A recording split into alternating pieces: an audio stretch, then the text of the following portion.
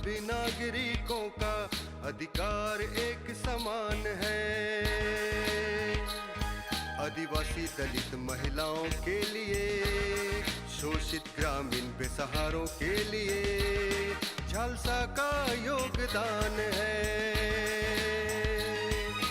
आओ करें इंसाफ और अपने हक की बात, कानून की बात, कानून की बात, कानून की बात, कानून की बात।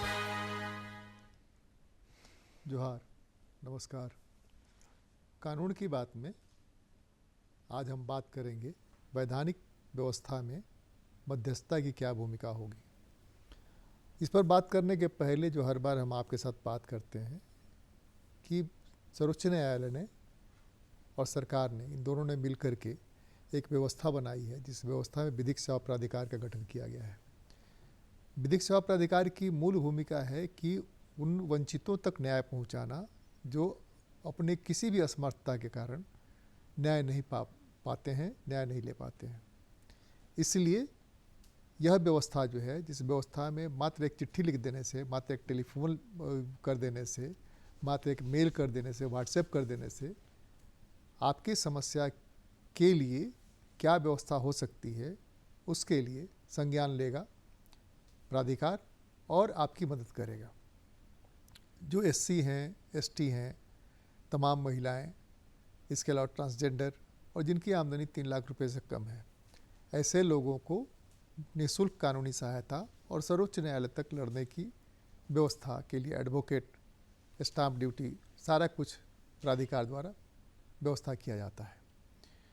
इसके लिए कुछ नहीं करना है। या तो आपके यहाँ डाकिया आते हैं तो डाकिया के मोबाइल पर आप उनसे बात करके भेज दीजिए, डीएलएसए को, झालसा को, नालसा को, किसी को भेज दीजिए। आपके पंचायत में पीएलवी हैं, पीएलवी से बात करके आप अपनी समस्या बता सकते हैं।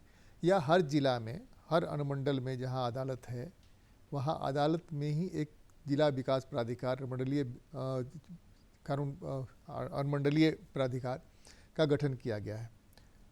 यह वैधिक सेवा प्राधिकार जो है वो आपकी सहायता के लिए ही बना हुआ है। आप वहाँ जाइए, कागज़ भी प्राधिकार देगा, कलम भी प्राधिकार देगा, लिखवा भी देगा और आपकी जो कंप्लेन है उस कंप्लेन पर आगे कार्रवाई के लिए आपसे बात करेगा। आइए हम बात करते हैं वैधानिक व्यवस्था में मध्यस्थता की क्या भूमिका है। हमारे साथ बात करने के लिए पीएन सिंह साहब हैं, जो मध्यस्थ हैं झालसा और डालसा में। स्वागत है आपका। नमस्कार। एक तो जो विषय है, उस विषय में जो वैधानिक व्यवस्था है, उस व्यवस्था में मध्यस्थता की क्या भूमिका है, तो इस पर बात करें तब हम लोग आगे। मध्यस्थता थोड़ा सा इतिहास भी बता सकते हैं, क्यों आया, कैसे आया, क्या जरूरत आन पड़ी। जैसे जैसे जैसे जनता में, लोगों में जागरूकता हुई है, अपने हक और अधिकार के लिए लोग कोर्ट की ओर अपना रास्ता बनाए हैं, कोर्ट की ओर मुड़े हैं और बहुत सारे केसेस हो रहे हैं। और उसके कारण एक बहुत बड़ा दबाव जुडिशरी पर है, बहुत बड़ा दबाव कोर्ट पर है, क्योंकि कोर्ट की जो कार्रवाई होती है किसी केस के पंजीकृत होने के बाद, वो बड़ा लंबा चलता है और अनावश्यक दबाव पड़ता है। एक कहावत है, जस्टिस डिलेड जस्टिस डिनाइड। तो अभी आप देखे होंगे सुप्रीम कोर्ट में, हाई कोर्ट में, सिविल कोर्ट्स में बरसों बरस की केस पेंडिंग है, उस पर कोई कार्रवाई नहीं हो सकी है। कई करोड़ केस पेंडिंग, कई करोड़ केस पेंडिंग। 5 करोड़ का तो हिसाब था पहले का, पता नहीं कितना घटा। अगर 20 साल 25 साल के बाद कोई किसी केस में कोई जजमेंट आ भी जाता है, कोई माने मतलब उसका कोई माने नहीं रहता है। तो सुप्रीम कोर्ट ने अपने जजमेंट्स में कहा कि खास करके पहले शुरुआत किया मैट्रिमोनियल केसेस में। मैट्रिमोनियल केसेस में उन्होंने पाया जो अगर इसका मीडिएशन अगर किया जाता तो एक फैमिली बच जा सकती थी। 2013 में एक केस के जजमेंट में सुप्रीम कोर्ट ने कहा जो जितने भी मैट्रिमोनियल केसेस दर्ज होते हैं उसको दर्ज होने के बाद या कोई कार्रवाई करने से पहले या वो केस करने से पहले प्री लिटिगेशन मीडिएशन किया जाए और उसका बहुत सार्थक परिणाम हुआ। पहले तो मीडिएशन था, एक मीडिएशन करने के लिए दो पक्षों के बीच जो ADR कहते हैं, अल्टरनेट डिस्प्यूट रिजोल्यूशन, उसमें मीडिएशन जब से शुरू हुआ तब से इसकी पॉपुलैरिटी बढ़ी है, क्योंकि दोनों पक्ष आपस में जब बैठते हैं, बैठ के अपनी अपनी बात कहते हैं, एक मीडिएटर जो निष्पक्ष व्यक्ति होता है वो फैसिलिटेट करता है सिस्टम को भी और एवल्यूएट करता है। जब आपको मीडिएशन के माध्यम से ही केस का निदान करेंगे तो आपको क्या फ़ायदा होगा, क्या नुकसान, नहीं अगर करिएगा तो क्या नुकसान होने वाला है। हाँ, कम से कम अगर आप केस को मध्यस्थता से के माध्यम से करते हैं तो आपको समय, पैसा, रिलेशन सबकी बचत होती है। और अगर लड़ते रहेंगे तो आपको पैसा भी जाता है, समय भी जाता है, जिस चीज़ के लिए आप लड़ रहे हैं उसकी महत्व भी खत्म हो जाता है टाइम के अनुसार। तो कई बार मामले ऐसे होते हैं जिसमें कि इतना पैसा खर्चा हो चुका होता है, जो डिमांड कर रहा है पैसे का उससे ज़्यादा खर्चा हो चुका है। लेकिन ईगो की लड़ाई है कि वहाँ लड़े जा रहा है। ज़मीन की लड़ाई लड़ रहे हैं, लड़ते लड़ते एक पीढ़ी चली गई, दूसरी पीढ़ी आई, दूसरी पीढ़ी, तो अब क्या ज़मीन मिलेगा आपका, मिल भी जाए तो आप क्या करेंगे जी। तो इसीलिए इसकी महत्ता है। और आज के समय में भारत ऐसे देश जो अब तो जनसंख्या में विश्व में सबसे बड़ा देश कहा जाता है और इसमें इतने लोग हैं, इतने विवाद हैं, और सब विवादों को अगर केस के रूप में किया जाए तो सारी शक्ति इन्हीं केसों के निपटाने में लग जाएंगे और महत्वपूर्ण केसों का निपटारा नहीं हो पाएगा। और ये मध्यस्थता एक ऐसा अचूक रामबाण है जो आप सामने बैठ के अपनी बातों को एक दूसरे से कह करके एक निष्पक्ष मीडिएटर के समक्ष आप उसको फैसला करते हैं और दोनों को विन विन सिचुएशन होता है। सबसे बड़ी बात, दोनों पक्ष सेटिस्फाइड है, क्योंकि दोनों पक्ष के पास में निर्णय का अधिकार रहता है।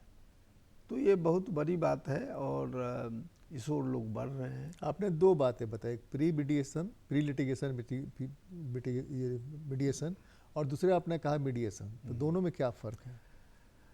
एक तो हुआ जो हम केस कर लेते हैं हमारे विवाद के लिए, तो जब विवाद का केस हो जाता है तब जो प्रिजाइडिंग अफसर है वो ये अगर महसूस करता है कि इन केसों में मीडिएशन की गुंजाइश है या elements of mediation is exist in the particular case, तो जैसे आपने कहा जो लीगल सर्विसेज अथॉरिटी होता है हाई कोर्ट में, सुप्रीम कोर्ट में और डिस्ट्रिक्ट कोर्ट्स में, तो उनको भेजते हैं जो इसे मीडिएशन किया जाए। और इन लीगल सर्विसेज अथॉरिटी में इन पैनल मीडिएटर्स होते हैं जो दोनों पक्ष के एक निर्धारित प्रक्रिया के तरह बात को सुनते हैं, एसेस करते हैं, असिस्ट करते हैं, एवल्यूएट करते हैं एंड फाइनली दोनों को एम्पावर करते हैं जो टेक ए प्रॉपर डिसीजन। और जब दोनों पक्ष अपने विवाद को जब निर्णय लेते हैं तो दोनों विन विन रहता है। कोर्ट में तो कोई एक ही आदमी जीतेगा, दोनों आदमी तो जीतेगा। कोर्ट का सिनेरियो जो है win loss, but in mediation win and win. So एक तो ये हो गया जब केस होता है। अब जैसा मैंने कहा जो 2013 में एक सुप्रीम कोर्ट ने जजमेंट दिया, मैट्रिमोनियल केसेस में प्री लिटिगेशन होना चाहिए, केस होने से पहले होना चाहिए। और प्री लिटिगेशन के लिए सभी लीगल सर्विसेज अथॉरिटीज़ के जो वेलकम डेस्क थे वहाँ पर ये प्री लिटिगेशन के लिए एक डेस्क किया गया और अब तो विधिवत शुरू हो गया। प्री लिटिगेशन तो लगभग सभी मामलों में है, सभी मामलों में है, खास अब करके तो कमर्शियल मामले और भी ये कॉमर्शियल एक्ट में 2015 में संशोधन हुआ है और pre litigation pre institution mediation की प्रक्रिया है। अगर मैंने आप अब जो उसके गए बगैर आप कोर्ट नहीं जा सकते, कोर्ट नहीं, कोर्ट में यहाँ अगर आपका मामला नहीं बनता है तब आप सूट नहीं डायल कर सकते हैं कॉमर्शियल मामले में। लेकिन दूसरे मामले में भी आजकल ओपन है, आप किसी भी मामले में आप एक आवेदन दे करके आप प्री लिटिगेशन कर सकते हैं। तो दोनों प्रक्रियाएं हैं, लिटिगेशन जो लिटिगेशन को कैसे मीडिएट किया जाए और प्री लिटिगेशन को कैसे मीडिएट किया जाए। नहीं, आपने अभी कहा जस्टिस डिलेड जस्टिस डिनायल, तो उसी में आता है कि यह इसमें समय अवधि कुछ है कि नहीं, या इसमें भी है कि हाँ, इसमें समय अवधि है। जो लिटिगेशन जो केस इंस्टीट्यूट हो गया है, जो केस का रूप ले लिया, तो उसमें आप 60 दिनों में, और अगर उसमें पॉसिबिलिटी है तो अदर 30 डेज मतलब 90 डेज में आपको कंक्लूड करना है। क्योंकि वो केस चलता रहता है, उसमें वो उसकी गति में कोई अब इफ़ेक्ट ना पड़े। और प्री लिटिगेशन में भी उसी तरह पहले अगर आप देते हैं, दूसरे पक्ष को नोटिस देते हैं, 21 दिन के अंदर में उसको अपना जवाब देने के लिए रहता है। फिर लोग बातचीत अगर करते हैं तो एक निर्धारित समय के अनुसार निर्णय कर लेते हैं। इन मामलों में देखा जाए तो जब से मीडिएशंस रूल बने हैं, मीडिएशंस का एक्ट बना है, उस एक्ट से अदालत के जो बोझ थे उसमें कितनी कमी आई, और अदालतों में जो सामान्य केसेस चलते रहते हैं वो मीडिएशंस में जो आते हैं, तो जो पार्टी है, दोनों पार्टी, वो कहाँ प्रसन्न होकर के जाता है। यहाँ तो एक चीज़ हमको लगता है जो आपसे शेयर करना चाहते हैं, एक तो अदालत में उसको बोलने का राइट नहीं होता है। अगर वो सिर्फ फैमिली कोर्ट को छोड़ दीजिए तो वहाँ एडवोकेट बोलते हैं उसके बिहाफ में, उसके जो रिप्रेजेंटेटिव है। यहाँ तो उसको बोलने का अधिकार होता होगा। नहीं, बोलने का अधिकार तो आप अपने केस को आप अपने से भी बोल सकते हैं, और you are authorize a lawyer जो आपके इंटरेस्ट का बताए। नहीं, वहाँ फ़र्क ये है जो कोर्ट में लोग कानून मूल रूप से देखते हैं, कानून मूल रूप से देखते हैं, अपनी जीत हार देखते हैं, जो कौन मेरे इंटरेस्ट के लिए है उस बात को बोलते हैं, उस सच बात नहीं बोलते हैं। वहाँ पर रहता है जो मेरे हक में क्या होगा। दोनों पक्ष जो है अपने हक की बात करता है, क्योंकि वो राइट डाउन होता है, उसको हरा देना है, उसको हरा देना है। वहाँ एडवर्सरी सिस्टम है। लेकिन मीडिएशन में खुल के बात होती है, कोई रिकॉर्ड नहीं होता है, और उसमें कोई लीगल प्रक्रिया का, एविडेंस एक्ट का या और सब प्रोसीड्यूरल बंधन नहीं रहता है। कोर्ट में उसका बंधन रहता है, इसीलिए उसमें एफिडेविट करके और तरह से करता है। लेकिन इसमें बहुत सारी बातें ऐसी होती है और ये कॉन्फिडेंशियल होता है। सबसे बड़ी बात है, मीडिएशन का जो प्रक्रिया है वो पूरी तरह कॉन्फिडेंशियल होता है। वेयर एज जब कोर्ट में आप कोई चीज़ ले जाते हैं वो पब्लिक डोमेन में चला जाता है, पब्लिक डॉक्यूमेंट हो जाता है। आपके मान लीजिए किसी मैट्रिमोनियल केसेस में ऐसी बात है जो लोग अपनी प्रतिष्ठा या और सब किसी कारण से उसको छिपा के रखना चाहते हैं, तो वो नहीं छिप पाता है। लेकिन मीडिएशन में जब लाते हैं तो आपस में पति पत्नी बहुत सारी बातें करती हैं और उस सब बातें को डिस्कस कर वहीं दफन कर लेते हैं और फिर आगे बढ़ जाते हैं। ये प्रक्रिया बहुत मजबूती देती है, उससे दोनों पक्ष सेटिस्फाइड होते हैं। मिसअंडरस्टैंडिंग को अंडरस्टैंडिंग में बनने के लिए मध्यस्थता एक नंबर की व्यवस्था है।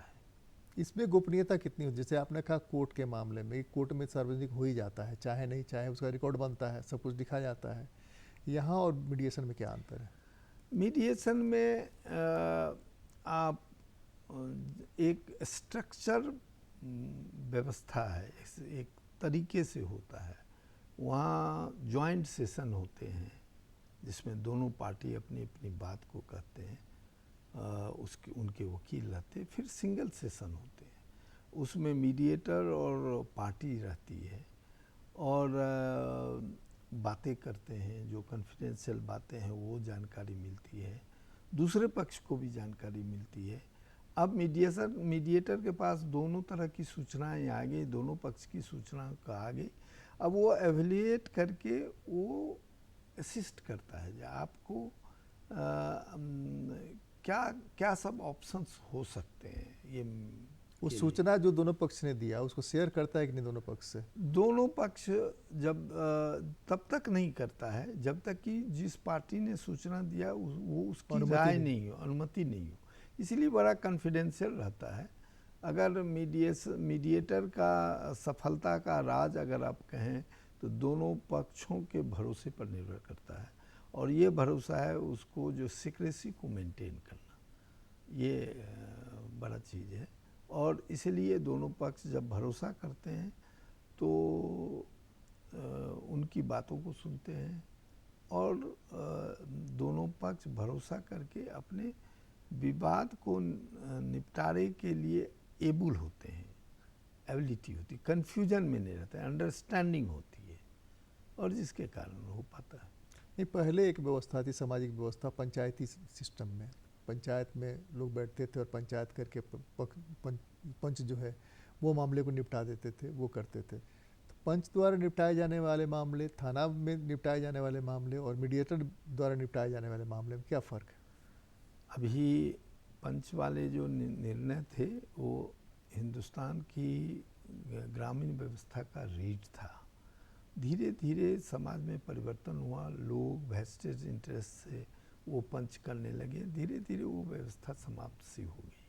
अब कोई किसी की बात को नहीं सुनता है व्यवहारिक रूप से, क्योंकि गांव में, समाज में एक पक्षीय हो जाता है, इधर के पंच हो गए तो उधर के पंच। तो खासकर दबंग पार्टी जो है उधर से दबा करके वो अपना सीधा। थाना में मीडिएशन की कोई वैसी व्यवस्था नहीं है, लेकिन कोर्ट में या जो प्री लिटिगेशन मीडिएशन हम लोग कहते हैं, चूँकि मीडिएटर एक ट्रेंड व्यक्ति होता है जिसको कि स्ट्रक्चर रूप से कैसे हम कब कौन सी बात बोलना है और उसके पार्टीज के जो कम्युनिकेशन है उसको देखता है, किस फीलिंग से वो बोल रहा है, क्या चीज़ वो बोलना चाहता है ना। और जब कभी भी बैरियर आ जाता है तो उसको कैसे बैरियर को हटाया जा सकता है, ये सब एक स्किल प्रोफेशनल व्यक्ति मीडिएटर होता है। और कानून में ये निर्धारित है कौन कौन से मीडिएशन के लायक फिट केस नहीं है, उसको अलग कर दिया जाता है, और जो फिट केस है उस पर उसको भेजा जाता है। और आज देश में मीडिएशन की एक लहर सी चल पड़ी है। सभी लोग चाहते हैं जो हमारा विवाद मीडिएशन के थ्रू निपट जाए, खास करके मैट्रिमोनियल केसेज है या कॉन्ट्रैक्ट के है, सिविल नेचर के केसेज है, ये सारे केसेस जो हैं वो सब मीडिएशन में आ रहे हैं और लोग खुशी खुशी उसका निदान कर रहे हैं। नहीं, हम जानना ये चाह रहे थे ना कि जो पंचायत है और थाने में जो लिखवा कर देते हैं, दोनों पार्टी साइन करता है, उसका कानूनी वैल्यू क्या है? कानून वैल्यू उसका और मीडिएटर जो देता है वो उसका कानूनी वैल्यू क्या है? जब आप दोनों पक्ष अगर थाना में लिख के देता है या लिखवाया जाता है, दोनों भी परिस्थितियाँ रहती है। तो अगर दोनों पक्ष ये कहे जहाँ हमने ये समझौता किया है, तब तो उसका लीगल वैल्यू है। लेकिन ये कहे जब मैं डर से साइन कर दिया तो उसका कोई वैल्यू नहीं रहता है। तो पुलिस थाने में जो लिख कर के देता है, ये इसमें बेसिक है जो दोनों ने उस चीज़ को बिना भय दबाव लोभ प्रयोजन के किया है या भय दबाव लोभ। अभी कई खबर देख रहा था मैं कि वो क्या नाम है, कोर्ट ने कह दिया कि आप मीडिएशन मत करिए, आप थाने में समझौता मत कराइए, आपका जो काम है प्रक्रिया निभाना, उस प्रक्रिया के तहत आइए और कोर्ट को भेजिए। हाँ, मैं तो पुलिस अफसर रहा हूँ, सीआरपीसी पढ़ा हूँ, पढ़ाता भी लोगों को रहा हूँ, ऐसी नहीं है। लेकिन अगर पुलिस के व्यक्ति, पुलिस के पदाधिकारी अगर निष्पक्ष रूप से किसी को सलाह देते हैं और किसी विषय पर दो व्यक्ति विवाद कर रहा है, तो हम समझते हैं जो सलाह देते हैं तो वो और सलाह को मान के लोग रास्ता बदल के सही रास्ते पे चलता है, तो कोई गलत नहीं है। आपने जो कहा, आप ही की बात को हम ले रहे हैं, वो ये है कि भय और दबाव, ये दो चीज़ होता है वहाँ पर। ये दो चीज़ फील करना भी होता है और दो चीज़ होता भी है। वैसी स्थिति में उस समझौते का, जैसे यहाँ जो आपने समझौता कराया, उस समझौते को डिग्री कहेंगे, आपका जो एग्रीमेंट हुआ, लेकिन थाने के समझौते को और पंचायत के समझौते को डिग्री तो नहीं कहेंगे। नहीं कहेंगे। इसलिए उसका कोई वैल्यू नहीं है। पार्टी अगर मान गया तो अच्छी बात है, तो वो एग्रीमेंट आपस में ही कर लेगा। हाँ, नहीं, आपस में कर लेगा। पंचायत में भी यही होता है कि अगर वो मान गया तो इससे अच्छी बात क्या हो सकती है। एविडेंस एक्ट में कहा जाता है जो confession before the police is not admissible, और 164 का इसीलिए मजिस्ट्रेट के सामने कहता है।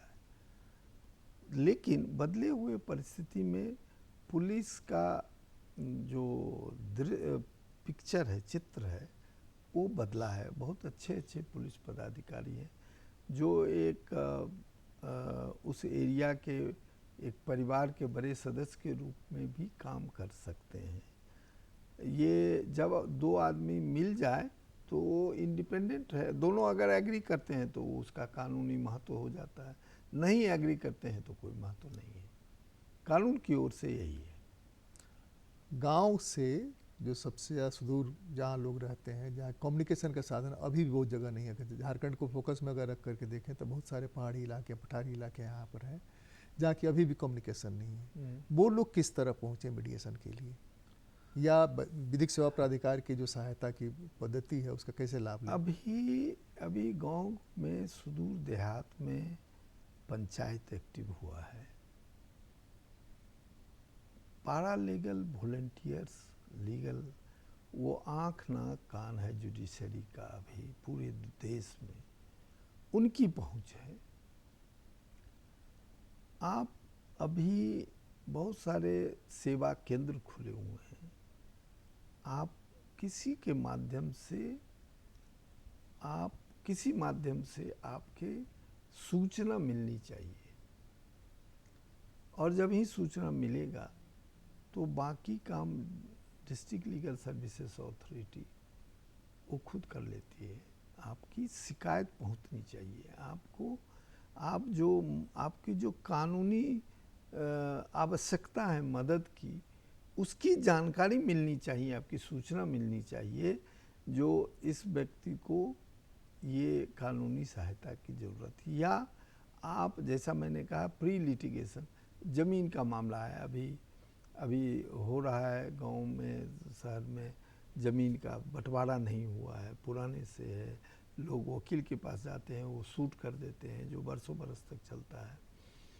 वैसे मामले को आप उनसे मैं इस माध्यम से कहना चाहता हूँ कि आप एक आवेदन दीजिए, मेरा ये पुश्तैनी ज़मीन था, ऐसे था और मेरा नहीं हुआ है, जिसके कारण ये मेरा लाभ नहीं मिल पा रहा, विवाद हो रहा है, उसको विवाद हो रहा है उसके, तो हम इसको मध्यस्थता में ले जाना चाहते, केस नहीं करना चाहते, प्री लिटिगेशन में ले जाना चाहते हैं, तो आपको उसको नोटिस करेगा और